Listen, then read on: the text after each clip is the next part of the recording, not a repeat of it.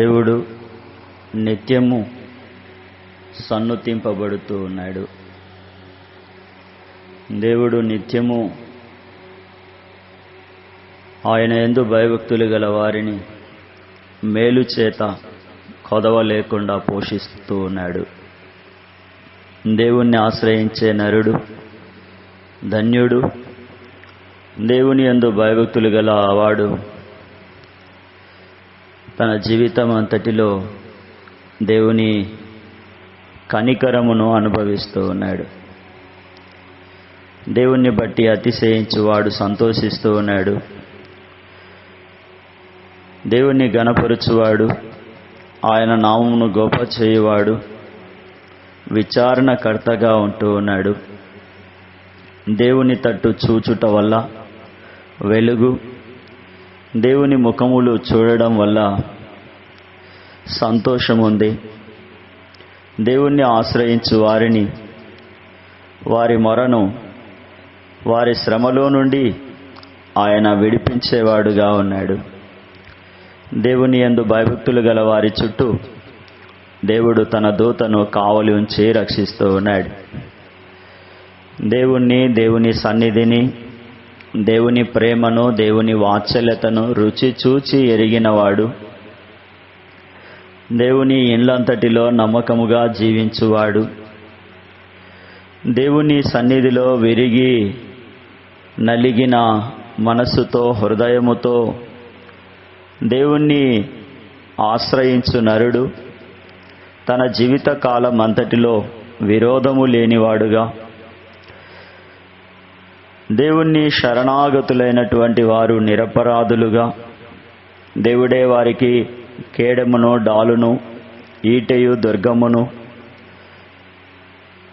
దాచబడిన సమృద్ధిగా ఉంటూ ఉన్నాడు. నిర్గమాకాండము 15వ అధ్యాయము 26వ వచనములో, మీ దేవుడైన యెహోవా వాక్కు శ్రద్ధగా విని ఆయన దృష్టికి న్యాయమైనది చేసి ఆయన ఆజ్ఞలకు విధేయులై ఆయన కట్టడలను అనుసరించి నడిచిన ఎడల నేను మీకు ఐగుప్తీయులకు కలగజేసిన రోగములలో ఏదియు మీకు రానియను, నిన్ను స్వస్థపరచు యెహోవాను నేనే అంటా ఉన్నాడు. దేవుడు స్వస్థపరచువాడుగా ఉన్నాడు. దేవుని హస్తాలు బాగు చేసేవిగా ఉన్నాయి. యెషయా గ్రంథం 53వ అధ్యాయములో ప్రభు అయిన యేసు క్రీస్తు పొందినటువంటి దెబ్బల ద్వారా, ప్రభు అయిన యేసు క్రీస్తు అనుభవించినటువంటి వేదన, ప్రభు అయిన యేసు క్రీస్తు శిలువలో విడిచిన ఆ నిట్టూర్పు మన సమస్త రోగములకు, బాధలకు విడుదల, విమోచన అయి ఉంది. నేడు 100 మందిలో 80 మంది ఏం చెప్తున్నారంటే, వ్యాయామం చేయండి, మితముగా సాత్వికమైన ఆహారాన్ని తీసుకోనండి, సమయానికి నిద్రపోండి, వేకువనే నిద్ర లేవండి, పెందలకడే దేవుని సన్నిధిని కలుసుకోండి అని చెప్పడం మనం వింటూ ఉన్నాం. అలా చేయడం వల్ల ఆరోగ్యంగా ఉంటారు, అనారోగ్యం ఉండదు, తేలికగా ఉంటారు, సంతోషంగా ఉంటారు అని. మొలకలు తినడం వల్ల, వ్యాయామం చేయడం వల్ల, మితమైన ఆహారము తినడం వల్ల, సమయానికి నిద్రపోవటం వల్ల, వేకువని నిద్ర లేచి మరి జాగింగ్, వాకింగ్, స్కిప్పింగ్, జంపింగ్ ఇలాంటివి ఏవేవో చేయించడానికి అక్కడక్కడ కొన్ని సెంటర్లు అంటే స్కూళ్ళు, కాలేజెస్ కూడా ఉంటూ ఉన్నాయి. ఇవన్నీ చేస్తే ఆరోగ్యము రావచ్చేమో కానీ పెందలక్కడే లేచి సర్వోన్నతుడు సర్వశక్తుడైన దేవుణ్ణి కలుసుకోవడం వల్ల, దేవుణ్ణి ఆశ్రయించడం వల్ల వేల్పులలో మహనీయుడు, పరిశుద్ధతను బట్టి కీర్తనీయుడు, స్తుతి కీర్తనను బట్టి పూజ్యుడు, అద్భుతములు చేయువాడు, దక్షిణ హస్తమును చాపి ఆదుకునేవాడు, విమోచించేటటువంటి దేవుడు, కృపచూపు దేవుడు, బలముతో పరిశుద్ధ ఆలయములో నుండి నడిపించువాడు, బల్యమును కత్తిని తెగ నరుకువాడు, శత్రువు ఆలోచనలను చెదరగొట్టేటటువంటి దేవుడు అంటున్నాడు. మీరు శ్రద్ధగా విని ఆయన దృష్టికి న్యాయమైనది చేసి, దేవుని దృష్టికి న్యాయమైనది చేసి, ఆయన ఆజ్ఞలకు విధేయులై, నిర్గమాకాండం 15వ అధ్యాయము 26వ వచనం, మీ దేవుడైన యెహోవా వాక్కు శ్రద్ధగా విని ఆయన దృష్టికి న్యాయమైనది చేసి, ఆయన ఆజ్ఞలకు విధేయులై, ఆయన కట్టడలను అనుసరించి నడిచిన ఎడల ఏమంటా ఉన్నాడంటే, రోగాలు ఏవి మీకు రావు అంటా ఉన్నాడు. సర్వరోగములను నేను తొలగిస్తాను అంటా ఉన్నాడు.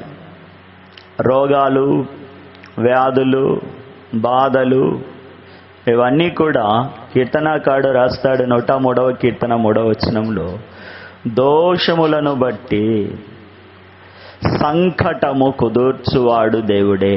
దోషములను బట్టి సంకటములు వస్తున్నాయి. ఈ దోషములను క్షమించి సంకటములను కుదుర్చు దేవుని మాట విన్నప్పుడు ఏం చేస్తాడు దేవుడు? నీవు సేవించే ఆహారాన్ని, పానీయమును దీవిస్తాడు. నీ మధ్య నుండి రోగమును తొలగిస్తాడు. చెదరిన గుండెను బాగు చేస్తాడు. గాయములను కట్టుతాడు. గాయములకు, వ్యాధులకు మూల వ్యాధిని ఆయన గద్దిస్తాడు. అంటాడు కదా ద్వితీయోపదేశకాండం 28:60లో, ఐగుప్తు క్షయవ్యాధులన్నిటినీ, ఐగుప్తు తాపకరమైనటువంటి రోగములను, మూల వ్యాధులను, కుష్టు వ్యాధిని ఏం చేస్తా అంటా ఉన్నాడంటే దేవుడు తొలగిస్తాను అంటా ఉన్నాడు.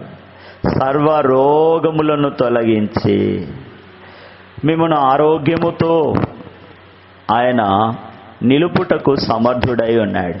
అయితే నువ్వు దేవుని మాట వినకపోతే, దేవుని వాక్యాన్ని శ్రద్ధగా వినకపోతే, దేవుని దృష్టికి న్యాయమైనది చేయకుండా అన్యాయమైనది చేసి, ఆ అన్యాయపు సిరి నుండే, ఆ అన్యాయపు సంపాదన నుండే దేవునికి వాటాను ఇవ్వగోరితే తప్పదు.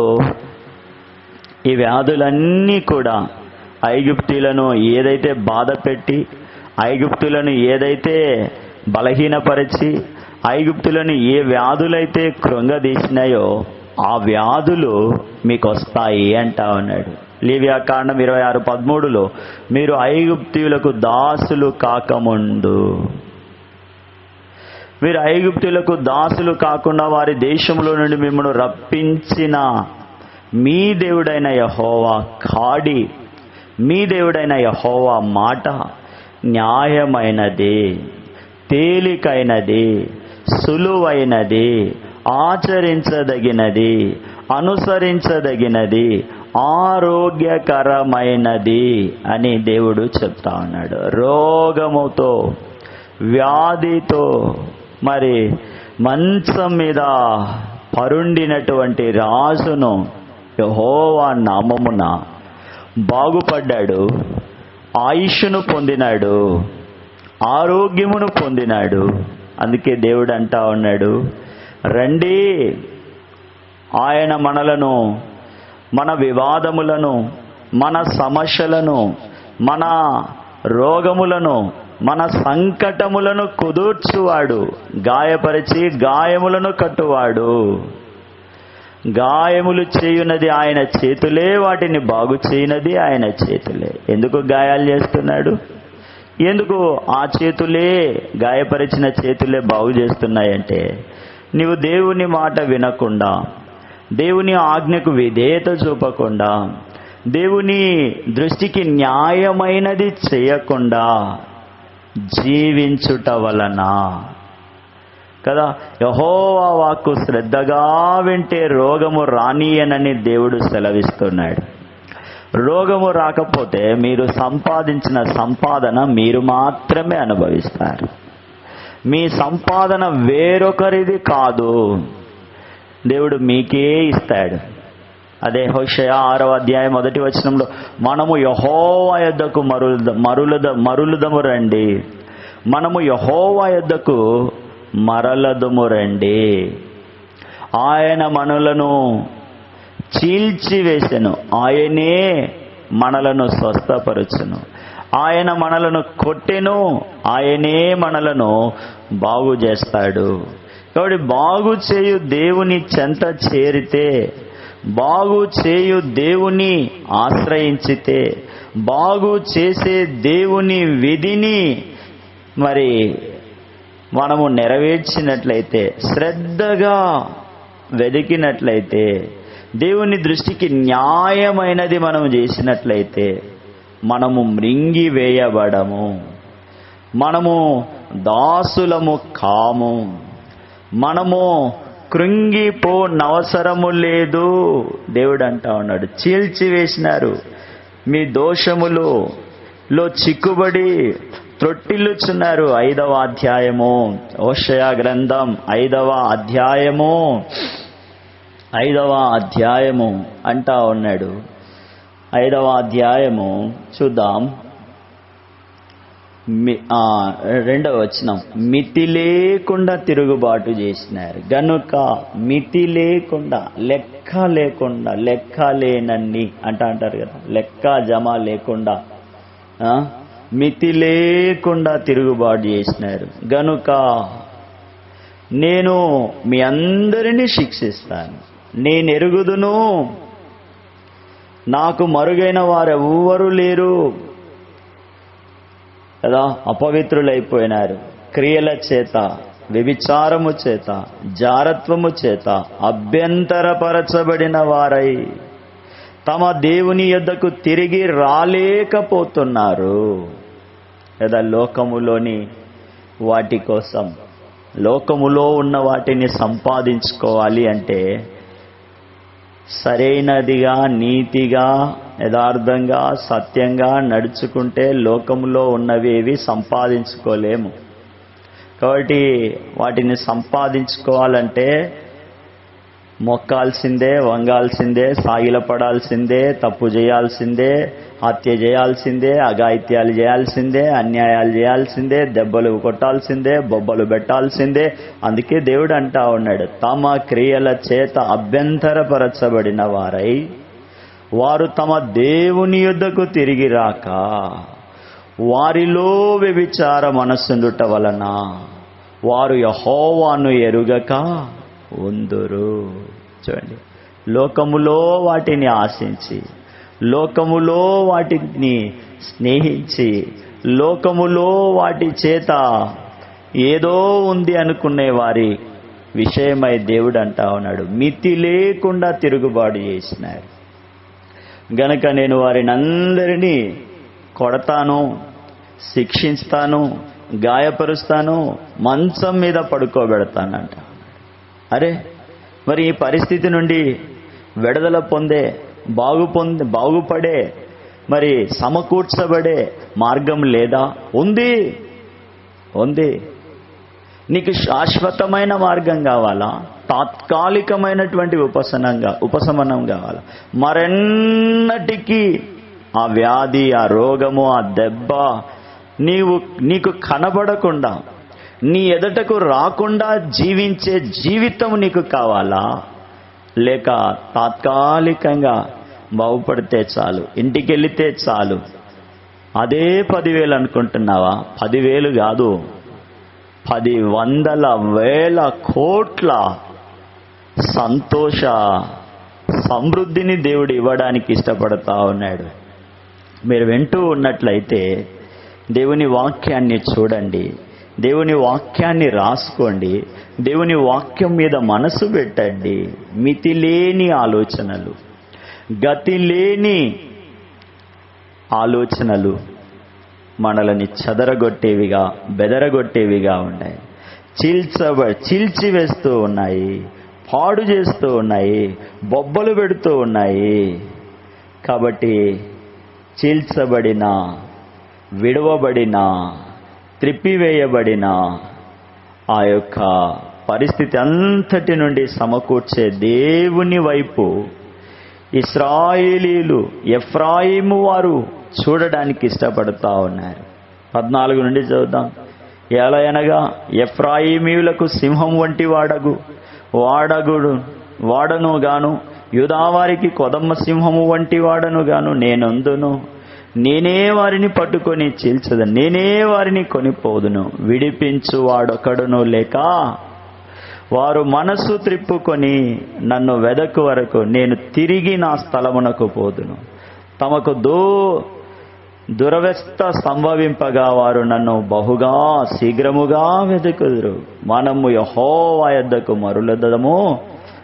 ఆయన మనల్ని చీల్చి, ఆయన మనలను కొట్టిన, ఆయనే మనల్ని బాగు చేయును, ఆయన మనల్ని బ్రతికించును.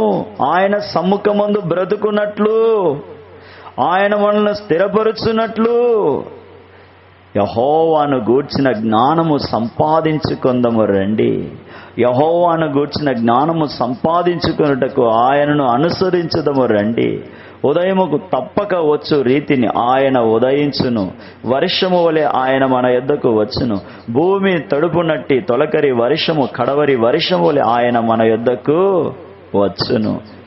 ఆయనను ఆశ్రయించకుండా ఇంకెక్కడికి పోయినా మనం బాగుపడలేము, మనం సంతోషించలేము, మనము ఆనందించలేము. రండి, యెహోవాను గూర్చిన జ్ఞానము రండి. మనము బ్రతుకున్నట్లు, స్థిరపరచబడినట్లు, బాగు చేయబడినట్లు, స్వస్థపరచబడినట్లు, సమకూర్చబడినట్లు, విస్తరించి వర్ధిల్లునట్లు. చూడండి, భూమి వర్షము, తొలకరి వర్షము చేత తడిసినప్పుడు భూమి అంతా కూడా పరిమళముతో, పచ్చదనముతో, సమృద్ధితో నింపబడుతుంది. అందరూ కూడా ప్రేమిస్తారు కదా అట్టి సమృద్ధిని, అట్టి దయావర్షాన్ని దేవుడు మన ఎడల కలిగి ఉండడానికి ఇష్టపడతా ఉన్నాడు. ప్రాతకాలమునప్పుడు మంచు ఆరిపోవునట్లు, భక్తిహీనతలో నుండి కదా దేవునికి ఇష్టమైనటువంటి, దేవుని ఎదుట న్యాయమైనది మనము చేయటం వల్ల మనము సమకూర్చబడతాం, బాగు చేయబడతాం, స్వస్థపరచబడతాం, బ్రతికింపబడతాం, స్థిరపరచబడతాం, సంపాదించుకుంటాము.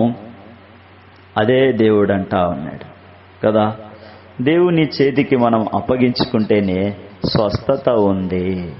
అపోస్తల కార్యములు 12:23లో దేవుని మాటలు విన్నాడు, దేవుని సత్యాన్ని తెలుసుకున్నాడు, దేవుని మహిమను ఎరిగినాడు. అయితే విశ్వాసం ఉంచక, నమ్మిక ఉంచక, దేవుణ్ణి మహిమపరచక, 12వ అధ్యాయం 23వ వచనంలో అతడు దేవుణ్ణి మహిమపరచనందున వెంటనే మరి ప్రభువు దూత అతనిని మొత్తెను గనుక పురుగులు పడి ప్రాణము విడిచెను. యెహోవా దూత, ప్రభువు దూత అతనిని మొత్తెను గనుక ఏమైపోయింది? ప్రాణము విడిచినాడు. ఎందుకు ప్రాణం విడిచినాడు? ఎందుకు దేవుడు మొత్తినాడు? దేవుడేం అన్యాయస్తుడా? ఎందుకు మొత్తుతాడు? ఆయన మొత్తడు. దేవుని వాక్యము ప్రబలమై వ్యాపిస్తూ ఉంటే, దేవుని స్వరాన్ని విని, దైవ స్వరమని ఎరిగి దేవుని న్యాయపీఠమును, దేవుని దండమును, దేవుని సింహాసనమును, దేవుని విధిని, దేవుని ఆజ్ఞను, దేవుని కట్టడను, దేవుని సంగతులను విని కూడా మహిమపరచకుండా దేవుని ప్రజలను గాయపరుస్తూ, దేవుని ప్రజలకు ఆటంకాలను, అభ్యంతరాలను తీసుకొస్తూ, నశించిన దానిని వెదికి రక్షించుటకు వచ్చిన మనుష్య కుమారునిలో విశ్వాసముంచకుండా నశించిపోతున్న ప్రజలను దేవునికి దూరస్తులై అగచాట్ల పాలై నెమ్మది లేక జీవిస్తున్నటువంటి వారికి కృపాసత్య సంపూర్ణుడుగా దేవుడు తన మహిమను మన ఎదుట తన కుమారుడైన యేసుక్రీస్తు ప్రభు ద్వారా ప్రచురము చేయడానికి ఇష్టపడుతున్నాడు. మీరు గమనించండి, 12వ అధ్యాయం 23వ వచనం అపోస్తలుల కార్యంలో హేరోదు రాజు దేవుణ్ణి మహిమపరచనందున అండర్లైన్ చేసుకోండి, రాసుకోండి. ఎక్కడైనా డైరీలో ఫస్ట్ పేజీలోనే రాసుకోవాలి ఇట్లాంటి వాటిని. దేవుణ్ణి మహిమపరచకపోతే, దేవుని యొద్దకు రాకపోతే మన వివాదాలు వివాదాల్లాగే ఉంటాయి, మన ఆరాటాలు ఆరాటాల్లాగే ఉంటాయి, మన పోరాటాలు పోరాటాల్లాగే ఉండిపోతాయి, మన ఆశ నిరర్థకమైపోతుంది. దేవుణ్ణి ఆశ్రయించినంత కాలం, యెహోవాను ఆశ్రయించి చెడిపోయిన నరుడెవడు? ఎవడు లేడు. దేవుణ్ణి మహిమపరిచి హృదయములో, కుటుంబములో, సంఘములో, సమాజములో, సమస్త విషయాలలో సంతోష సమాధానాలు కలిగి విస్తరించినట్లుగా దేవుని వాక్యం చెప్తా ఉంది. అయితే ఇక్కడున్న హేరోదు రాజు దేవుణ్ణి మహిమపరచనందున వెంటనే ప్రభు దూత అతనిని మొత్తెను. ఇంకొక చోట కూడా మీరు చూస్తారు, సమూయేలు రాసిన మొదటి గ్రంథం 25వ అధ్యాయం 38వ వచనంలో నాబాలు దేవుని చేత అభిషేకించబడి దేవుని కృపచేత నడిపింపబడుతూ మరి తరమబడి అరణ్యములోని కొండ పేటులే ఆశ్రయముగా కలిగి దేవుని హస్తాలనే భద్రతగా చేసుకుని జీవిస్తున్నటువంటి దావీదు మరి ఇంటివారు నబాలు దగ్గరికి వచ్చి, నీవు సంతోషంగా ఉన్నావు, ఈ సంతోష సమయములో దేవుణ్ణి మహిమపరిచి మమ్మను జ్ఞాపకం చేసుకోమంటే నాబాలు మొరటుగా మొండిగా ప్రవర్తించినాడు. అందుకే ఆయన నాబాలును మొత్తినట్లుగా మనం చూస్తా ఉన్నాం. దేవుణ్ణి మహిమపరచకపోవడం వల్ల మొత్తబడినాడు, ప్రాణముతోనే పురుగులు పడి చనిపోయినాడు కదా. హేరోదు నియమింపబడిన దినమందు న్యాయపీఠం మీద కూర్చుండి ఉపన్యాసము చేయగా జనులు ఇది దైవస్వరమే గాని మానవ స్వరం కాదని కేకలు వేసి, కానీ హేరోదు మాత్రం ఏం చేసినాడు? దేవుణ్ణి మహిమపరచలేదు. దేవుణ్ణి మహిమపరచలేదంటే ఇంకొకటి ఏదో ఒకటి చేసి ఉంటాడు. మౌనంగా ఏమీ లేడు, ఏదో చేసి ఉంటాడు. దేవునికి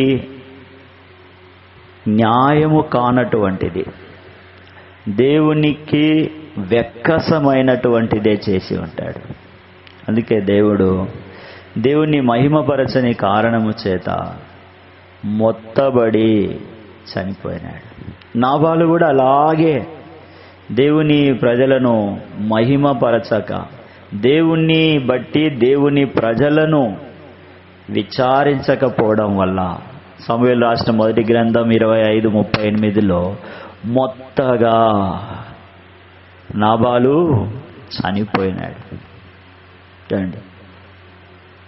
దేవుణ్ణి మహిమపరచకపోతే దావీదు మహారాజు దేవుని యెహోవాయే నా బలము, యెహోవాయే నా గానం, యెహోవాయే నా శైలము, యెహోవాయే నా కోట, యెహోవాయే నా కొండ, యెహోవాయే నా దుర్గము, యెహోవాయే నాకు విజయములు ఇస్తున్నాడు అని చెప్పిన దావీదే ఒకానొక సందర్భములో దేవుణ్ణి మహిమపరచక, దేవుని శక్తి మీద, దేవుని బలము మీద, దేవుని మహాత్మ్యం మీద, దేవుని సన్నిధి మీద, దేవుని వాక్యము మీద ఆధారపడక ఏమని వాడినాడు తెలుసా? నా కోట, నా శైలము, నా రక్షకుడు, నా దుర్గము, నా ఆశ్రయము, నా కేడెము, నా రక్షణ శృంగము, నా ఉన్నత దుర్గము, నా ఆశ్రయ స్థానము, ఆయనే నా రక్షకుడు, బలాత్కారుల చేతిలో నుండి నన్ను రక్షించువాడు, కీర్తనీయుడైన యెహోవాకు నేను మొరపెట్టుకుంటాను. శత్రువుల చేతిలో నుండి నన్ను రక్షించినాడు, మృత్యు యొక్క అలల నుండి నన్ను రక్షించినాడు. వరద వలె భక్తిహీనులు నా మీదకి వచ్చినప్పుడు, బెదిరించినప్పుడు, పాతాళ పాశములు నన్ను అరికట్టినప్పుడు, మరణపు ఊరులు నన్ను ఆవరించినప్పుడు యెహోవాయే నన్ను రక్షించినాడని దేవుణ్ణి మహిమపరచిన ఆ దావీదే దేవుణ్ణి మహిమపరచాల్సిన సందర్భం వచ్చినప్పుడు, దేవుని బలం మీద, దేవుని శక్తి మీద ఆధారపడవలసినటువంటి సమయం ఆసన్నమైనప్పుడు, దేవుని బలము మీద, దేవుని శక్తి మీద అతిశయపడక, ఆధారపడక, సొంత జ్ఞానముతో తన సొంత హస్తాల ద్వారా ఆధారపడుట వలన దేవుడు దావీదుకు పగవాడైపోయినాడు. సమూయేలు రాసిన 2వ గ్రంథం 24వ అధ్యాయం 16వ వచనంలో రాసినాడు, యెహోవా దూత యెరూషలేము పైన హస్తము చాపి నాశనము చేయబోయినప్పుడు యెహోవా కీడును గూర్చి సంతాపం ఉంది, అంతే చాలును, నీ చెయ్యి తీయుమని జనులను నాశనము చేయు దూతకు ఆజ్ఞ ఇచ్చింది. యెహోవా దూత యెబూసీయుడైన ఔరానా యొక్క కళ్ళము దగ్గర ఉండగా, చూడండి, దేవుణ్ణి ఆశ్రయించని కారణము చేత 24వ అధ్యాయంలో మీరు చూస్తే దేవుని కోపము ఇశ్రాయేళ్ల మీద రగులుకొని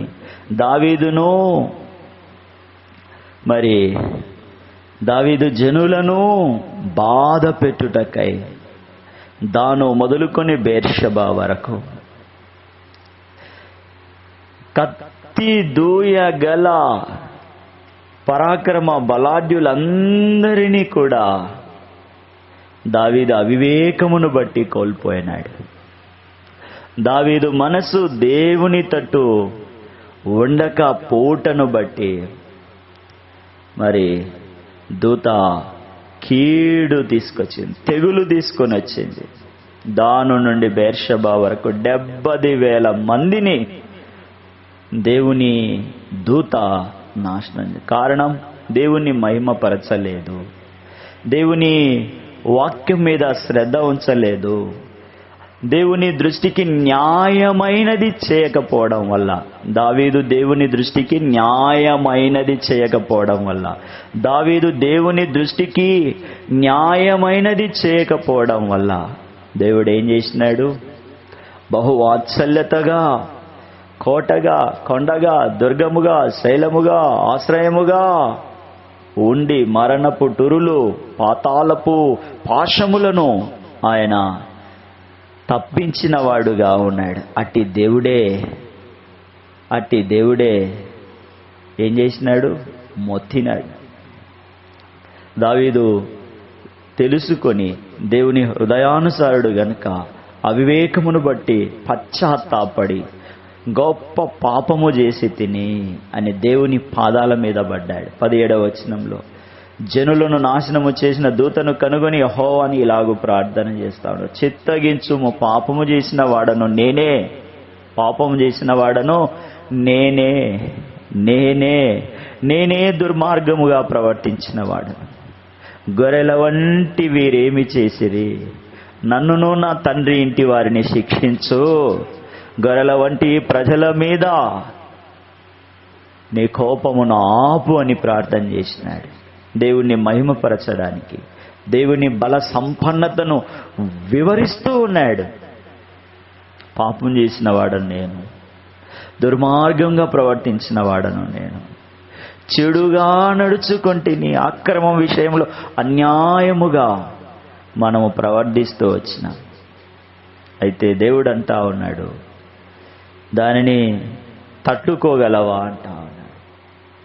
ఆయన కోపపడినప్పుడు, ఆయన చేయి చాచినప్పుడు తట్టుకోగలవా? లేదు కదా. బహువాత్సల్యత గల దేవుని హస్తం మనల్ని నడిపించినట్లు దేవుని దృష్టికి న్యాయమైనది మనము చేయుదముగాక కదా. అట్లా దేవుణ్ణి మహిమపరచడం వల్ల, దేవుణ్ణి స్తుతించడం వల్ల దేవుణ్ణి యందు మనం ఆనందించు వారముగా ఉంటాం. ఫరో దగ్గరికి వెళ్ళినారు మోషే అహరోనులు. ఫరోను చూచి ఏమంటా ఉన్నారంటే, హెబ్రీయుల దేవుడగు యెహోవానుకు మేము బలి అర్పించి స్తుతించి ఆరాధించాలి అంటే ఫరో తన హృదయాన్ని కఠినపరుచుకున్నాడు. యెహోవా ఎవడు? యెహోవా దేవుడా? నేను దేవుణ్ణి, నేను మిమ్మల్ని కాపాడుతా ఉన్నా, నేను మీకు తండ్రిగా ఉన్నానని చెప్పినాడు. అందు కారణము చేత నడి సముద్రములో అవకాశాలు ఇచ్చినాడు, అనుగ్రహం ఇచ్చినాడు. అయితే కాపాడుకోలేకపోయినాడు, లోబడలేకపోయినాడు, దేవుని మహిమపరచలేకపోయినాడు, దేవుని హస్తపు నీడలోనికి రాలేకపోయినాడు, దేవుని వెలుగులోనికి రాలేకపోయినాడు, దేవుని కృపా సంపదలోకి రాలేకపోయినాడు. అందుకే దేవుడు ఫరోను అవకాశాలు ఇచ్చిన మూర్ఖంగా, మొండిగా, మొరటుతనముతో నడుచుకొని నడి సముద్రములో అలల చేత, పాతాళపు అలల, అగాధ జలముల చేత అణిచివేయబడ్డాడు. దేవుణ్ణి మహిమపరిస్తే, దేవుని దృష్టికి న్యాయమైనది చేసి, దేవుని ఆజ్ఞకు విధేయులమై, దేవుని కట్టడను అనుసరించి నడుచుకుంటే దేవుడు మనలని స్వస్థపరచువాడుగా, బాగు చేయువాడుగా, కట్టువాడుగా, నిర్మించువాడుగా, విస్తరింపజేయువాడుగా ఉన్నాడు. తెస్సలోనికకు రాసిన 2వ పత్రిక 2వ అధ్యాయము 4వ వచనం. తెస్సలోనికకు రాసిన 2వ పత్రిక 2వ అధ్యాయము 4వ వచనంలో, ఏది దేవుడనబడునో, ఏది పూజింపబడునో దానినంతటిని ఎదిరించుచు, దానికంతటికి పైగా మరి తన్ను తానే హెచ్చించుకొనుచు, తాను దేవుడనని తన్ను కనపరుచుకొనుచు దేవుని ఆలయములో కూర్చుండును గనుక ఏ విధముగానైనను ఎవడును మిమ్మును మోసపరచనీయకుడి. ప్రస్తుత దినాలలో మనము చూస్తూ ఉన్నాం, మొనార్కులను చూస్తూ ఉన్నాం, డిక్టేటర్లను చూస్తూ ఉన్నాం, లెజెండ్ వలె ఎజెండాను కలిగి నడుచుకునే వాళ్ళని చూస్తూ ఉన్నాం. దేవుడనబడిన దేవుని సన్నిధికి రాకుండా, దేవుణ్ణి పూజించకుండా, దేవుణ్ణి ఎదురాడుతూ, దేవుణ్ణి కంటే పైన తను తాను హెచ్చించుకొనుచు, నేలమట్టుకు నరికి వేయబడిన తేజో నక్షత్రము వలె ఫరో కదా, లూసిఫర్ అని పేరు, లూసిఫర్ పాతాళ లోకములో పడవేయబడ్డాడు. చూస్తున్నాం, వింటూ ఉన్నాం, అనుభవిస్తూ అగచాట్లు అఘోరిస్తూ ఉన్నాం కదా. ఇలాంటి వాళ్ళ వల్ల ఏది దేవుడు అనబడునో, ఏది పూజింపబడునో దానినంతటిని ఎదిరించుచు పక్కన పెట్టి వ్యర్థమైన దానిని ఏర్పాటు చేసుకొని అల్లరి చేస్తూ అఘాయిత్యాలకు పాల్పడుతూ అవమానిస్తూ మరి ఏకీభవిస్తూ ఆకాశమందు ఆసీనుడైన సత్యవంతుణ్ణి, సర్వ సృష్టికి ఆధారభూతుడైన దేవునికి ఎదురాడుతూ, దేవుణ్ణి పూజించకుండా, దేవుణ్ణి మహిమపరచకుండా, దేవునిపైనే హెచ్చించుకొని వారు నేల మట్టుకు మరెన్నటికి బైబిల్లో ఉంది ఆ మాట. యెషయా గ్రంథంలో ప్రవక్త నోట దేవుడు ఉంచినాడు, మరెన్నటికి కనిపించకూడదు, వినిపించదు. అట్టి దేవుణ్ణే పక్కన పెడితే ఆ దేవుని ఉగ్రత తుదమట్టున మనుషులకందరికీ విరోధముగా నిలవబడితే ఎవరు తట్టుకోగలుగుతారు చెప్పు? ప్రభు అయిన యేసును, ప్రవక్తలను చంపించి, హింసించి, రక్షణ నొందకుండా ఆటంకపరుస్తూ, దేవునికి ఇష్టలైన వారిని మనుషుల అందరి చేత బాధ పెడుతూ, విరోధులనుగా తయారు చేస్తూ దేవుని ఉగ్రతకు పాత్రులవుతూ ఉన్నారు. దేవుని జనులను, దేవునికి ఇష్టమైన వారిని, కొద్దో గొప్ప దేవుని ఆజ్ఞను, కట్టడను, దేవుని సన్నిధిని, దేవుని వాక్యాన్ని మహిమపరుస్తున్నటువంటి వారిని ఈ రోడ్ల మీదకి ఈడ్చుకెళ్తూ ఉన్నారు. చెరసాలకు ఈడ్చుకొని వెళ్తూ ఉన్నారు. నిందల పాలు చేస్తూ ఉన్నారు. అవమానిస్తూ ఉన్నారు. ఎగతాళి చేస్తూ ఉన్నారు. చంపేస్తూ ఉన్నారు. కొడాలతో కొడుతూ ఉన్నారు. రంపాలతో కోస్తూ ఉన్నారు. ఏంటిది? ఇదంతా కూడా మానవత్వమా? రాక్షసత్వమా? ఏంది ఇదంతా? దైవత్వమా? పైశాచికత్వమా? ఇది మనుషులు చేసే పనేనా? ఇది మనిషినికి ఉండేటటువంటి మనసేనా? కాదే. రాక్షసత్వం మహాత్మ్యముతో, స్వరమండలముతో పాతాళము వరకు పడద్రోయబడతావు. అక్కడ నీ పురుగు చావదు, అగ్ని ఆరదు. అగ్ని ఆరని, పురుగు చావని పాతాళ లోకములో యెషయా గ్రంథం 14:11 లూసిఫరు నరికివేయబడ్డాడు. పురుగులు వ్యాపించినాయి, కీటకాలు తింటా ఉన్నాయి. కనుక దేవుడు అంటా ఉన్నాడు, నా ప్రజల జోలికి రావద్దు. ఫరో దగ్గరికి వెళ్ళిన మోషే, ఆరోనులు అన్నారు, నా ప్రజలను పోనీయండి అని. నీవు ఇంకా నా ప్రజలను పోనీయనొల్లక వారి మీదే అతిశయపడుచున్నావు. దేవుని హస్తం యొక్క బరువును మోయడానికి నీ భుజం పెడుతున్నావు. అవి డస్సిపోతాయి, అవి విరగ్గొట్టబడతాయి, అవి దున్నివేయబడతాయి. నీవు దేవుణ్ణే తిరస్కరిస్తూ ఉన్నావు, దేవుణ్ణే దూషిస్తూ ఉన్నావు.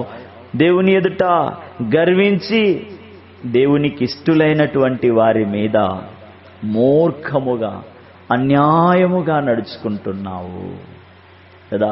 ఇశ్రాయేలు పరిశుద్ధ దేవునికి విరోధముగా నీవు మాట్లాడుతూ ఉన్నావే. ఐగుప్తు దేవతలందరికీ తీర్పు తెచ్చి సర్వలోకము మీద సమాధానమును విస్తరింపజేసిన దేవునికే నీవు వ్యతిరేక్తంగా నడుచుకుంటున్నావే. చూడు ఏం చేస్తున్నాడు? దేవుని దృష్టికి న్యాయమైనది చేయకపోవడం వల్ల హేరోదును మొత్తినాడు. ఫరోను నడి సముద్రములో ముంచి వేసినాడు. నాబాలును మొత్తినాడు. దినవృత్తాంతాలు 2వ గ్రంథం 21వ అధ్యాయం 18వ వచనంలో, దినవృత్తాంతాలు 2వ గ్రంథం 21వ అధ్యాయము 18వ వచనంలో చూస్తే, ఇదంతయు అయిన తరువాత యెహోవా కుదరజాలని వ్యాధి చేత అతనిని ఉదరమున మొత్తినందున. చూడండి, ఏడ మొత్తినాడు? ఉదరమున మొత్తినందున. 2 సంవత్సరములు వ్యాధి బలమగుచూ వచ్చి ఆ వ్యాధి చేత అతని పేగులు పడిపోయి బహువేదన నొందుచు అతడు మరణమాయెను. కుదరని రోగముతో మొత్తినాడు. కుదరని రోగముతో మొత్తినాడు. చూడండి ఎంత భయంకరమో కదా, ఎంత భయంకరమో కదా. 2 సంవత్సరాల టైంలో ఒక్కసారైనా గోనెపట్ట కట్టుకొని తల మీద బురద పూసుకొని దేవుణ్ణి మహిమపరచడానికి ఇసుమంతా కూడా ఆలోచన రాకుండా తన చుట్టూ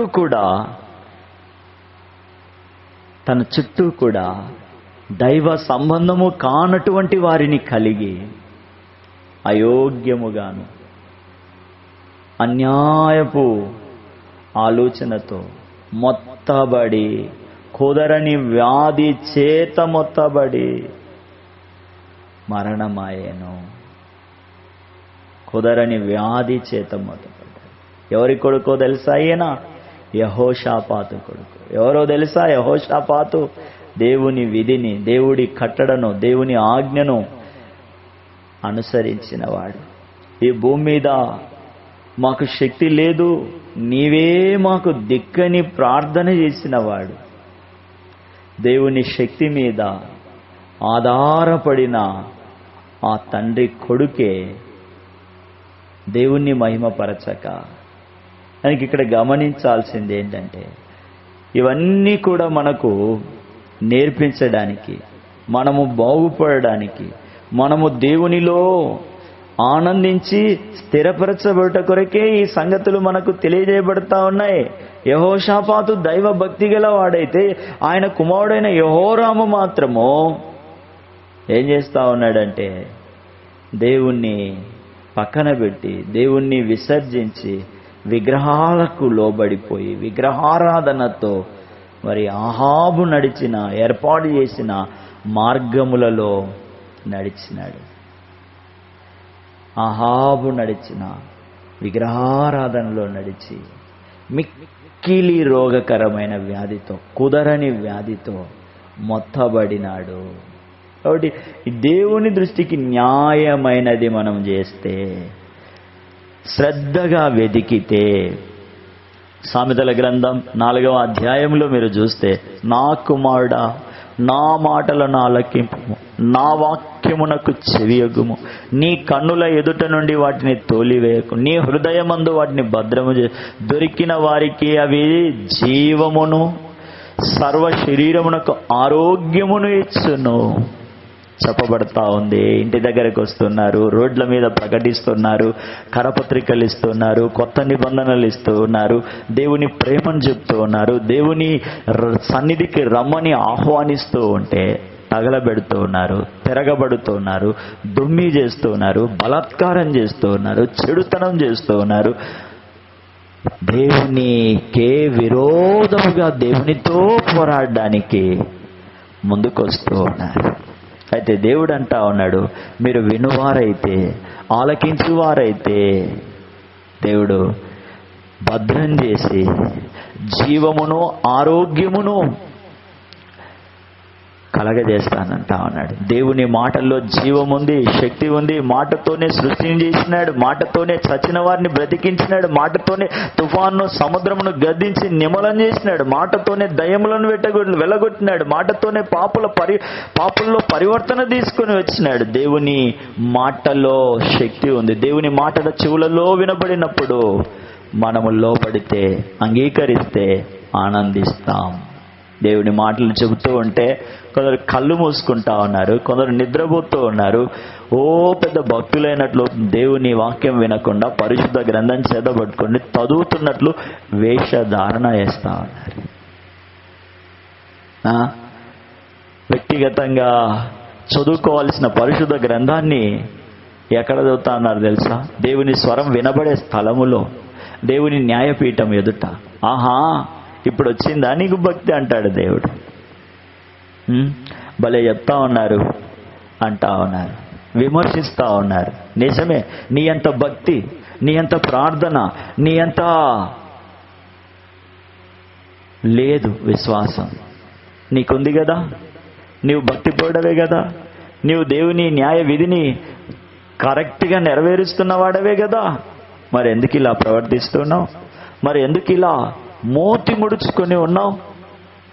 శరీర సంబంధమైనటువంటి మనసుతో, పేత వర్ణముతో ఎందుకలా కూర్చొని దిగాలుగా ఏం పోయిందని దేవుడు అంటా ఉన్నాడు.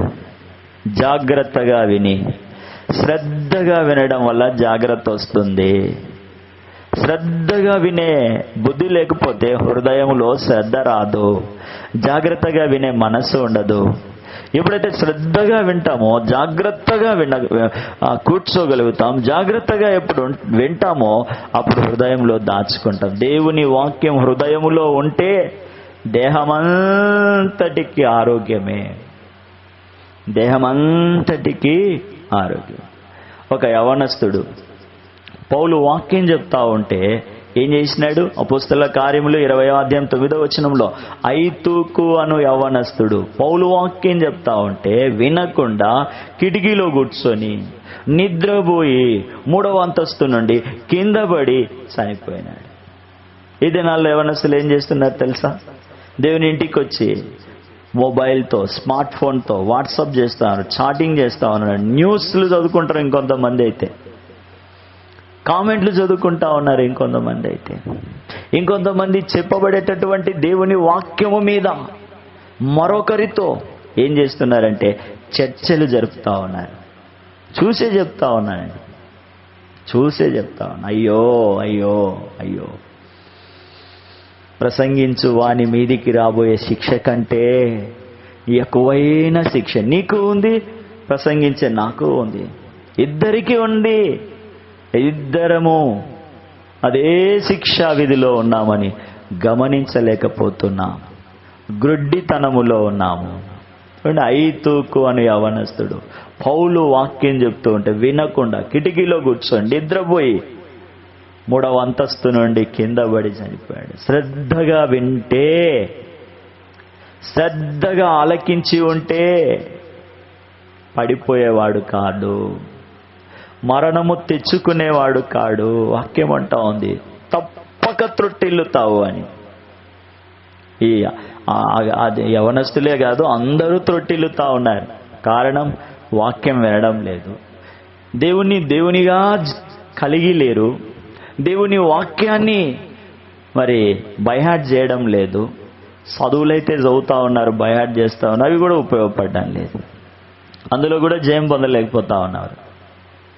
దేవుని వాక్యాన్ని కూడా బైహార్ట్ చేయండి. ఉద్యోగాల కొరకు, ప్రమోషన్ల కొరకు, దానిల కొరకు, దీనిల కొరకు దేవుని వాక్యాన్ని మరి పక్కన పెట్టేసి అవన్నీ చదువుతా ఉన్నారు. చదవద్దని చెప్పి చదవండి, చదవాల్సిందే.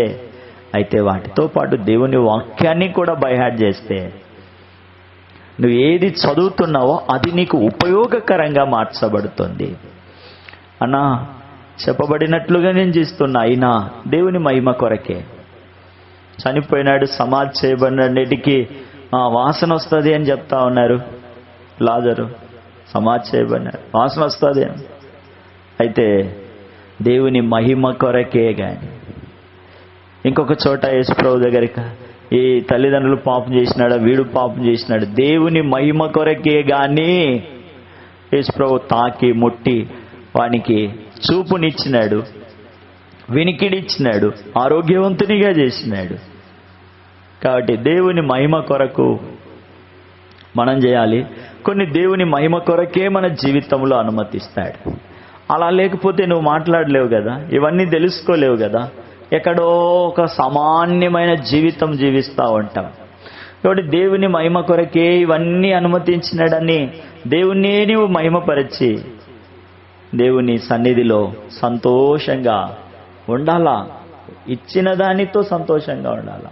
నేను దేవుని మహిమపరుస్తా ఉన్నా కదా, ఆయనకు అది ఇచ్చినాడు నాకు ఇయ్యలేదంటే ఆయన ఫైలు వేరు, ఆయన ట్రాక్ వేరు, ఆయన మార్గం ఆయనది ఆయనకే, నీది నీకు. ఎవరి శిక్షా విధి వారికే, ఎవరికి ఏర్పాటు చేయబడినది వారికే దేవుడు ఇస్తాడు కానీ అందరికీ ఏడు కదా. కానీ ఐతుకు అనే యవ్వనస్తుడు వాక్యం వినకుండా ఏదేవో పనులు చేసి కునికి కిటికీలో నుండి కింద పడి చనిపోయినాడు. 3వ అంతస్తులో ఉన్న కిటికీ నుండి. ఎంత అశ్రద్ధ చూడండి, ఎంత నిర్లక్ష్యం చూడండి. వినడానికే వచ్చినాడు కానీ వినడం లేదు. వినడానికే వచ్చి వినకపోతే ఇలాగే ఉంటుంది. లూకాసు వార్త 10:39 యేసు పాదముల యొద్ద కూర్చుండి ఆయన బోధను వినుచుండెను. ఎంత శ్రద్ధ! ఆ మాట చూడండి ఎంత బాగుందో.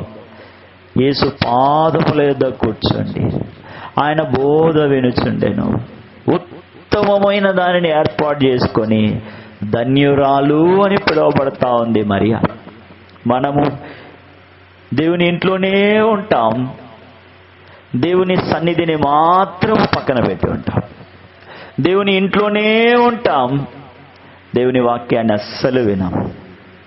ఏవేవో శ్రద్ధ, వేటి మీదనో ఆలోచన, ఎక్కడికో మనసు వెళ్ళిపోయి ఉంటుంది. ఉత్తమమైన దానిని ఏర్పరచుకున్న మరియను మనం చూస్తా ఉన్నాం.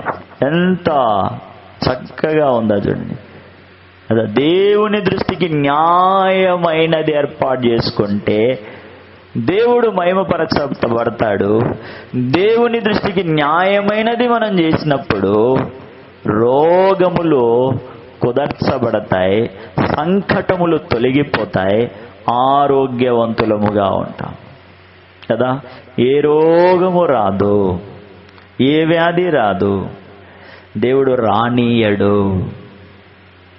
దేవుడు ఆరోగ్యంగా ఉంచుతాడు. దానియేలు గ్రంథం 5వ అధ్యాయంలో మీరు చదివితే బబులోను సామ్రాజ్యాధినేత బెల్షాషరు తన తండ్రి అయిన నెబుకద్నెజరు యెరూషలేములోని దేవాలయము నుండి తెచ్చిన దేవుని పాత్రల్లో ద్రాక్షారసము పోసి త్రాగి బంగారు, వెండి, ఇత్తడి, ఇనుము, కర్ర, రాయి అని వాటితో చేసిన దేవతలను స్తుతించినందున వణుకు వణుకు వణుకు వచ్చింది. గడగడ గడగడ గడగడ వణికిపోతా కలవరముతో కృంగిపోతూ ఉన్నాడు. గోడ మీద రాయబడిన దేవుని రాతను చూసి తర్వాత హతుడైపోయినాడు. దేవుణ్ణే నీవు నిర్లక్ష్యపరుస్తా ఉన్నావు. దేవుని వాక్యాన్నే కాళ్ళతో దన్నుతా ఉన్నావు. దేవుని వాక్యాన్నే మంటల్లో వేస్తూ ఉన్నావు. అవి గాలిపోతాయి. అయితే అందులో రాయబడిన మాటలు నీ హృదయంలో చేర్చుకోకపోవడం వల్ల అలాగూ నీవు దహింపబడతావు. నువ్వు ఏ రీతిగా అయితే వాటి విషయంలో ప్రవర్తిస్తూ ఉన్నావో ఆ రీతిగా నీవు కాకుండా దేవుని చెంతకు రావాలని కోరబడతావు. కొరింథీకి రాసిన మొదటి పత్రిక 6:19 మీ దేహము పరిశుద్ధాత్మకు ఆలయము. దేవుని ఆలయమును మనం ఏం చేస్తున్నామంటే దేవుణ్ణి మహిమపరచడానికి ఉపయోగించకుండా, దేవుని ప్రసన్నత కలిగేటటువంటి స్థలముగా ఈ హృదయమును ఉంచకుండా లేని వాటితో, వ్యర్థమైన వాటితో, వెక్కసమైన వాటితో నింపేస్తా ఉన్నాం. పరిశుద్ధాత్మకు ఆలయము అట్టి దానిలో కొందరైతే మత్తుతో నింపుతూ ఉన్నారు, ఇంకొందరైతే అన్యాయపు ఆలోచనలతో జీవిస్తూ ఉన్నారు. ఎంత ప్రమాదం చూడండి. ఆరోగ్యం పాడైపోతూ ఉంది. దేవుని దృష్టికి న్యాయమైనది చేయక అన్యాయమైనది చేస్తూ, దేవుని ఆజ్ఞకు విధేయత చూపకుండా, దేవుని కట్టడను అనుసరించక జీవించినారు. పేతురు, యోహాను వారిని చూచి అపోస్తల కార్యములు 4వ అధ్యాయంలో 19వ వచనంలో పేతురు, యోహాను వారిని చూచి దేవుని మాట వినుట కంటే మీ మాట వినుట దేవుని దృష్టికి న్యాయమా? మీరే చెప్పండి. మేము కన్న వాటిని విన్న వాటిని చెప్పక ఉండలేమని వారికి ఉత్తరం ఇచ్చినారు. ఏది దేవుని దృష్టికి న్యాయమైనది? దేవుని మాట వినుట న్యాయమా? అధికారుల మాట విని దేవుని మాట వినకపోవడం న్యాయమా? దేవుని మాట వింటున్నామా? రక్షణలోనికి వస్తున్నామా? సాక్ష్యమిస్తున్నామా? లేక లోకస్తులకు భయపడి దాక్కుంటున్నామా? ఆలోచన చేయండి.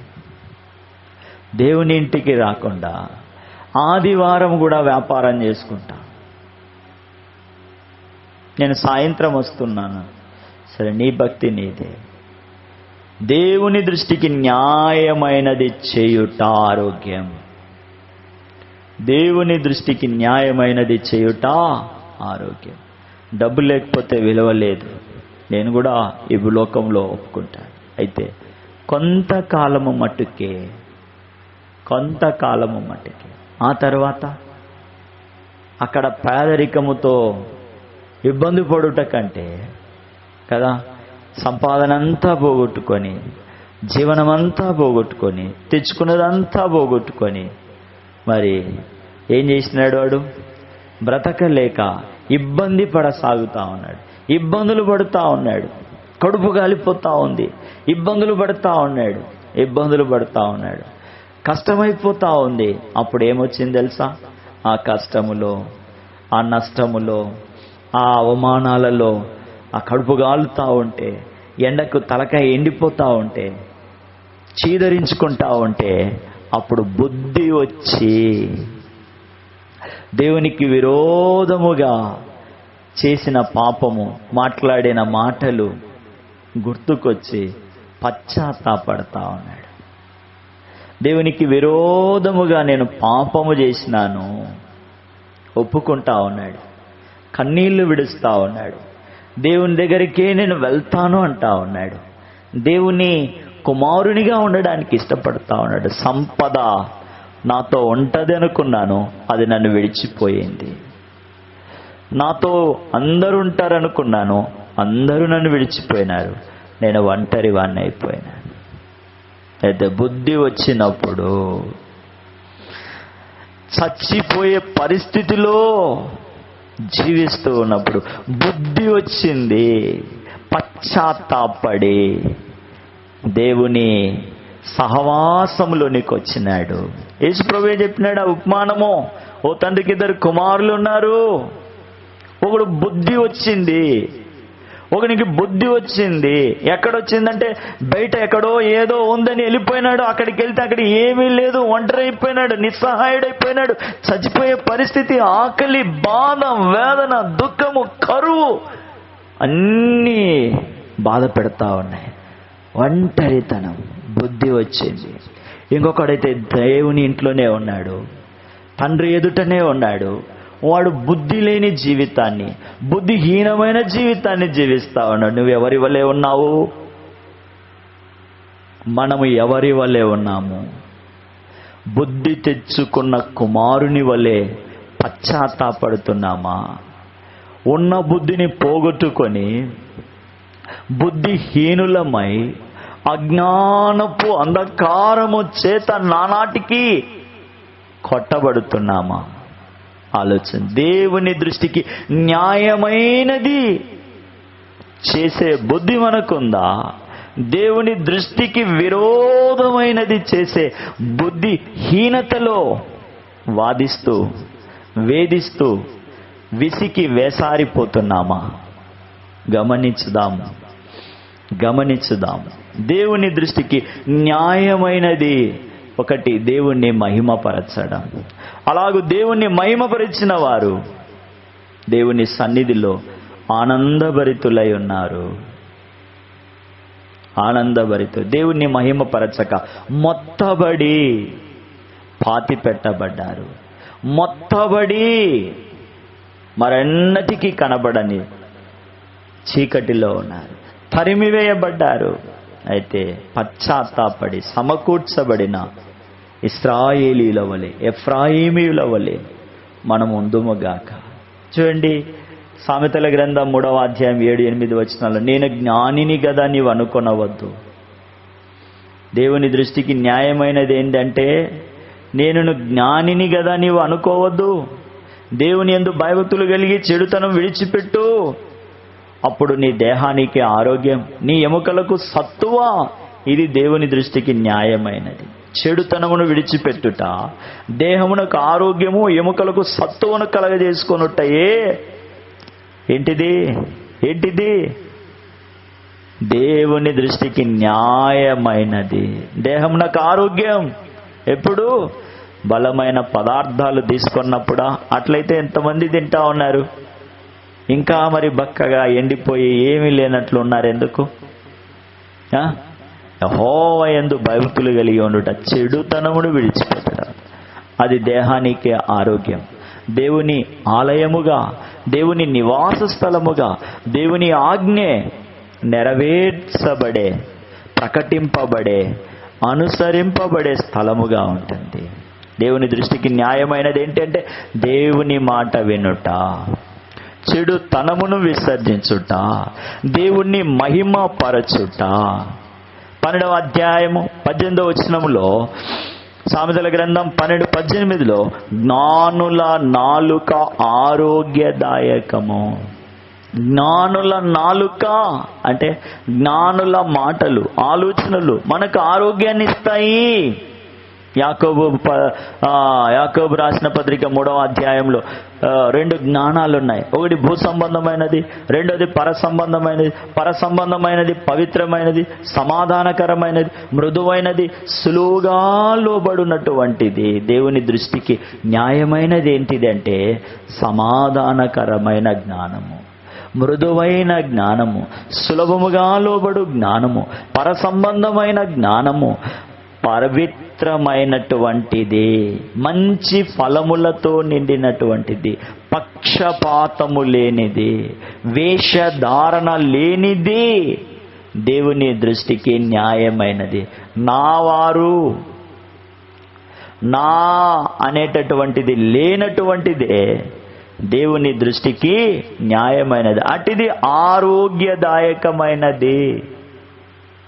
అదే ఆరోగ్యదాయకమైనది.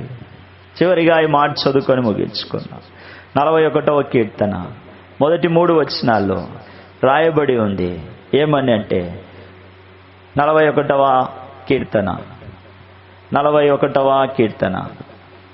బీదలను కటాక్షించువాడు, ఆపత్కాలమందు యెహోవా వారిని తప్పించు, యెహోవా వారిని కాపాడి బ్రతికించు. భూమి మీద వాడు ధన్యుడు.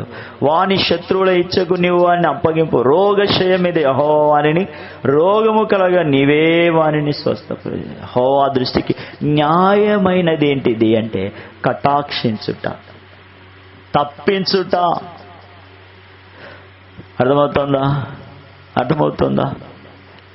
తప్పించుట, దుర్మార్గుల కట్టిన కట్లను విప్పుటయు, కాడిమ్రాను మోకులను తీయుటయు, బంధింపబడిన వారిని విడిపించడం, ప్రతి కాడిని విరగొట్టడం, నేను ఏర్పరచవలసిన విధి అంటా ఉన్నాడు దేవుడు. ఉపవాసం అంటా ఉన్నాడు. నీ ఆహారం ఆకలిని కొన్న వానికి పెట్టు అంటా ఉన్నాడు. నీ రక్త సంబంధికి ముఖము తప్పింపకుండటను, దిక్కుమాలిన బీదలను నీ ఇంట చేర్చుకొని, వస్త్రహీనుడు నీకు కనబడిన వానికి వస్త్రములు ఇచ్చు. ఇదియే గదా దేవునికి ఇష్టమైనటువంటిది, దేవుని దృష్టికి న్యాయమైనది. అట్లా నువ్వు చేస్తే నీ వెలుగు వేగు చుక్కవలను ఉదయించు, నీవు చూస్తావు. స్వస్థత నీకు శీఘ్రముగా. ఉపవాసం ముఖ్యం కాదు. ఉపవాసముతో పాటు ప్రేమ కలిగి,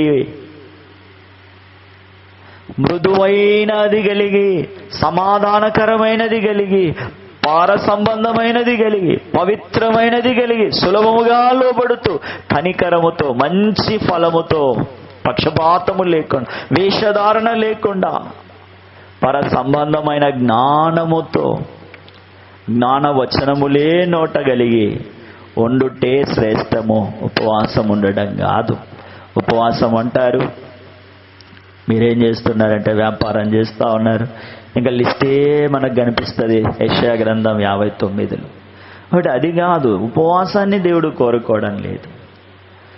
ఉపవాసముతో మరి పర సంబంధమైన సమాధానము, మృదువైనటువంటి, సులభమైనటువంటి, లోబడినటువంటి, కనికరముతో, మంచి ఫలముతో నిండినటువంటి, పక్షపాతము లేనటువంటి, వేషధారణ లేనటువంటి, ఆరోగ్య సంబంధమైన, పర సంబంధమైన దైవిక జ్ఞానము దేవుని దృష్టికి న్యాయమైనది అంటా ఉన్నాడు.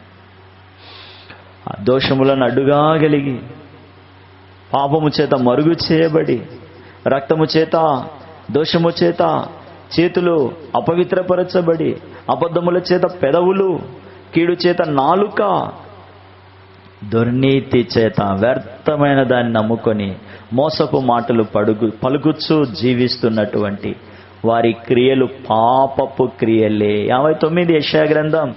బలాత్కారము చేసేవా, వారి కాళ్ళు పాపము చేపరిగి, నిరపరాధులను చంపుటకు కదా, వారి తలంపులు పాప హేతుకమైన పాడును, నాశనమును వారి త్రోవలో, శాంతి వర్తనమును వారు ఎరగరు, వారి నడవడులో న్యాయము కనపడదు. ఇంకా మనం చూస్తాం కొందరు ఎట్లా ఉంటారంటే హైఫై బ్రదర్స్ ఉంటారు. హైఫై బ్రదర్స్, అవసరానికే, ఆ తర్వాత కనపడరు. దేవుని ప్రేమను నిరంతర ధారావాహిక వల్లే మనందరికీ తెలుసు కదా, ట్యూబ్లైట్లో పవరు ఎట్లా పాస్ ఆన్ అవుతూ ఉంటుంది, కంటిన్యూస్గా పాస్ ఆన్ అవుతూ ఉంటుంది. అప్ అండ్ డౌన్ వస్తే ఆగి ఆగి ఆగి ఆగి వస్తే ఏమవుతుంది, ట్యూబ్లైట్ ఫెయిల్యూర్ అవుతుంది, ఫ్యూజ్ కొట్టేస్తుంది కదా. ఈనాడు అందరం అట్లా కొట్టివేయబడ్డాం, ఆగి ఆగి ఆగి ఆగి అవసరానికి అవసరానికి అవసరానికి, అందుకే ఫ్యూజు కొట్టివేయబడ్డాం. అయితే దేవుడు అంటాడు, వినయము గల వారి యొద్ద, దీన మనస్సు గల వారి యొద్ద నేను నివాసం చేస్తాను. నేను నిత్యము పోరాడలేను, ఎల్లప్పుడూ కోపించలేను, నా మూలంగా జీవాత్మ క్షీణించును. నేను పుట్టించిన నరులను క్షీణించిపోతా ఉన్నారు, కాబట్టి నేను నిత్యము చెప్పినాను, వింటే నా దగ్గరికి వస్తే బాగుపడతారు. మన విరోధి అయిన అపవాది ఇదే చెప్తాను, నేను గర్వించినానని, నేను పాపం చేసినానని, నేను నా తలంపులో కలిగి ఉంటేనే నన్ను పాతాళ లోకంలోకి పడవేసినావే. ఇదిగో నీ రూపములో నీ పోలికలో చేయబడి రక్త మాంసములు కలిగి నీ యందు విశ్వాసత లేక లోకములోని సమస్త దౌర్భాగ్యకరమైన దుర్నీతి సంబంధమైనటువంటి లాభ సాధనములు జీవించి మత్తులో మునిగి తేలుతున్నారే, వీరినెట్ల నీ రాజ్యంలో చేర్చుకుంటావు అంటా ఉన్నాడు అపవాది. అది గర్జిస్తా ఉన్నాడు, దేవునితో వాదిస్తా ఉన్నాడు.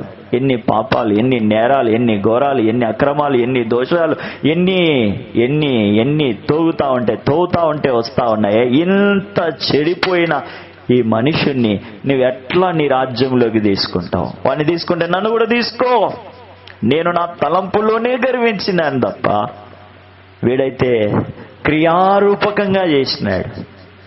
అర్థమవుతుందా? గర్జిస్తా ఉన్నాడు, నేరారోపణ చేస్తా ఉన్నాడు. అయితే దేవుడు అంటా అన్నాడు, నిజమే, వాడు దుర్నీతి లాభదాయకమైన దానిలో మత్తుతో మునిగి జోగాడి ఈత కొట్టినాడు. అయితే నా కుమారుడైన యేసుక్రీస్తు ప్రభువునందు విశ్వాసం ఉంచినాడు. నా కుమారుని రక్తము చేత కడుక్కోవడానికి పశ్చాత్తాపంతో చేసిన పాపాలన్నీ ఒప్పుకొని విడిచిపెట్టి నాట నుండి, ఎప్పటి నుండి? నాట నుండి ప్రభువైన యేసునందు విశ్వాసం ఉంచి ప్రభువైన యేసు క్రీస్తు నామములో నూతన సృష్టిగా చేయబడి ప్రభువైన యేసు క్రీస్తు నామమందు నూతన తలంపుతో జీవిస్తూ ఉన్నాడు.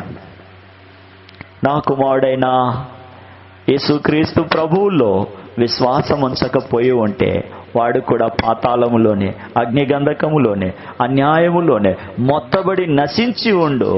అయితే నా కుమారుడు సర్వలోకములోని ప్రజల కొరకు రక్తం కార్చినాడు. ఆ రక్తమందు విశ్వాసం ఉంచినవాడు, ఆ ప్రభువునందు విశ్వాసం ఉంచినవాడు, యేసునందు విశ్వాసం ఉంచిన వారందరికీ కూడా నా రాజ్యములో నాకు సమీపముగా నాతో సమాధానపడి నా యొద్ద నివసిస్తారు అని దేవుని వాక్యము చెప్తా ఉంది. నిత్యము తిరుగుబాటు చేయక, లేదా నిత్యము తిరుగుబాటు చేయడం వల్ల ప్రతి వాడు నడినెత్తిన వ్యాధి కలిగి, గుండె బలహీనమై, అరికాలు మొదలుకొని తల వరకు స్వస్థత లేక, పచ్చి పుండ్లు, గాయాలు, దెబ్బలు, పిండబడలేదు, తైలముతో మెత్తనపడలేదు. అయితే ఇంత బాధాకరమైన దౌర్భాగ్యకరమైన జీవితాన్ని జీవిస్తున్నా నీవు నా యొద్దకు వచ్చినట్లయితే గొర్రె బొచ్చు వలె, హిమము వలె తెల్లగా, రక్తం వలె ఎర్రవైపోయిన మీ పాపాలు సైతం ఏమవుతాయి? నా మాట వింటే. న్యాయమైనది ఏంటిదంటే దేవుని మాట విని శ్రద్ధగా వెతకడమే న్యాయమైనది. విరోధమైనటువంటి దాన్ని విడిచి విశ్వాసముతో దేవుణ్ణి మహిమపరచడమే న్యాయమైనది కదా. మరణకరమైన వ్యాధితో జీవించినప్పుడు దేవుణ్ణి మహిమపరిచి ఆరోగ్యవంతుడై ఆయుష్ను పొందుకున్నట్లుగా మనకు హిజ్కియా జీవితం చెప్తా ఉంది. విశ్వాసము ద్వారా రక్షణ, విశ్వాసము ద్వారా పాప క్షమాపణ, విశ్వాసము ద్వారా నీతిమంతులుగా చేయబడతాం, విశ్వాసము ద్వారా స్వస్థపరచబడతాం, విశ్వాసము ద్వారా లోకమును జయిస్తాం, విశ్వాసము ద్వారా పరిశుద్ధపరచబడతాం, విశ్వాసము ద్వారా నిత్య జీవం, విశ్వాసము ద్వారా దేవుని పిల్లలయ్యే అధికారము. ప్రభువైన యేసునందు విశ్వాసం ఉంచడము వల్ల ఇవన్నీ కూడా మనము అనుభవిస్తాము. పాపం విడిచిపెట్టకపోతే, అవిశ్వాసముతో జీవిస్తే ఏమైపోతామంటే మునిగిపోతాం. లోకం అనే సముద్రంలో మునిగిపోతాం. సందేహపడి అల్ప విశ్వాసము చేత పేతురు మునిగిపోయినాడు. అట్లా మనం కూడా మునిగిపోతాం. అయితే దేవుడు మరలా మరి పేతురు పిలిచినాడు, కేక వేసినాడు, ప్రభువా ప్రభువా ప్రభువా, నేను మునిగిపోతున్నాను, రక్షించు రక్షించు రక్షించు, నా పాపం క్షమించు, నా దోషం క్షమించు, నా అపరాధం క్షమించు, నా అన్యాయం క్షమించు అని కేక మనము వేస్తే, పేతురు వేసినట్లుగా మనము వేస్తే, విశ్వాసం ఉంచితే, అవిశ్వాసాన్ని విడిచి విశ్వాసం ఉంచితే తప్పకుండా మనము యేసు క్రీస్తు ప్రభు చేత రక్షింపబడతాము, విమోచింపబడతాము, కాపాడబడతామని దేవుని వాక్యం మనల్ని హెచ్చరిక చేస్తూ ఉంది. దేవుని చేసే అద్భుతాలు, ఆశ్చర్య కార్యాలను మనం చూస్తాం. కాగా అవిశ్వాసము చేతనే వారు కానానులో ప్రవేశించకపోయేరే, వారి ఎదుట అద్భుతము చేయకపోయేను. దేవుడు మన జీవితంలో అద్భుతాన్ని, ఆశ్చర్య కార్యమును చేయునట్లు విశ్వాసము చూద్దాం, విధేయత చూపుదాం. దేవుని దృష్టికి న్యాయమైనది ఏంటిదంటే శ్రద్ధగా విని. ఏంటిది దేవుని దృష్టికి న్యాయమైనది? శ్రద్ధగా విని. చదువుకుందాం ఆ మాట, ప్రార్థన చేసుకుంటాం. నిర్గమకాండం 15వ అధ్యాయం 26వ వచనం. మీ దేవుడైన యెహోవాకు శ్రద్ధగా విని ఆయన దృష్టికి న్యాయమైనది చేసి ఆయన ఆజ్ఞలకు విధేయులై ఆయన కట్టడలన్నిటినీ అనుసరించి నడిచినలా ఐగుప్తీయులకు కలగజేసిన రోగములలో ఏది మీకు రాని, నిన్ను స్వస్థపరచు యెహోవాను నేనే. కాబట్టి యెహోవా దృష్టికి న్యాయమైనది ఏంటిదంటే శ్రద్ధగా దేవుని మాట విని, విధేయత చూపి, విశ్వాసముంచి, చెడుతనమును విసర్జించి, పర సంబంధమైనటువంటి పవిత్రమైన, సమాధానకరమైన, మృదువైన, సులభముగా లోబడే కనికరముతో, మంచి ఫలముతో, పక్షపాతము లేనటువంటి జీవితాన్ని, వేషధారణ లేనటువంటి క్రియలను, పర సంబంధమైన జ్ఞానమును కలిగి నిత్యము దేవుని సన్నిధిలో మనం ఆనందించుట కొరకు, దేవుణ్ణి మహిమపరచుట కొరకు ఆహ్వానింపబడుతున్నాం.